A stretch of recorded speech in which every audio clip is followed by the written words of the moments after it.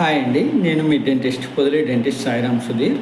ఈరోజు నేను చెప్పదలుచుకుంటున్న టాపిక్ వచ్చి పన్ను దాని యొక్క నిర్మాణం గురించి ఈరోజు మీకు చెప్పదలుచుకుంటున్నానండి.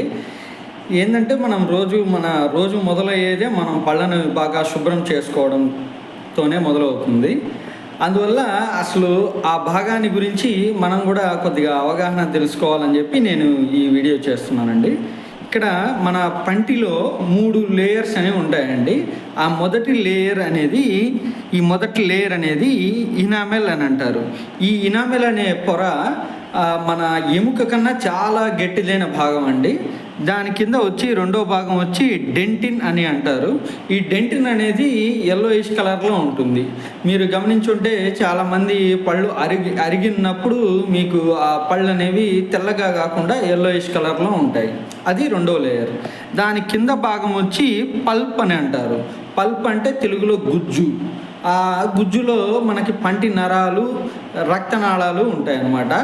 ఆ రక్తనాళాలు ఇవి మనకి ఎలా ఉపయోగపడతాయంటే ఆ పంటి నిర్మాణం టైంలో మనకి ఆ పంటికి న్యూట్రియంట్స్ అంటే ఆహార సరఫరా అనేది ఆ రక్తనాళాల ద్వారా జరుగుతుందన్నమాట.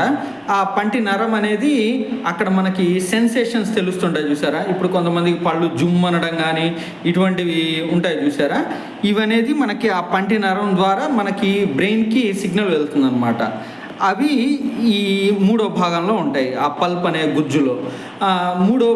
ఇంకా దాని చుట్టూతూ ఎముక అనేది ఉంటుంది. ఈ ఎముక ఎందుకు అంటే మనకి ఆ పన్నును ఒక పొజిషన్లో నిలబెట్టడానికి ఈ ఎముక అనేది సహాయపడుతుంది.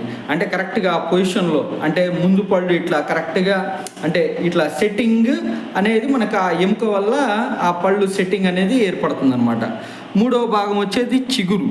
ఈ చిగురు అనేది చాలా ఇంపార్టెంట్ పార్ట్ అండి. దీన్ని మనం చాలా సంరక్షణ అనేది చేసుకోవాల్సి ఉంటుంది.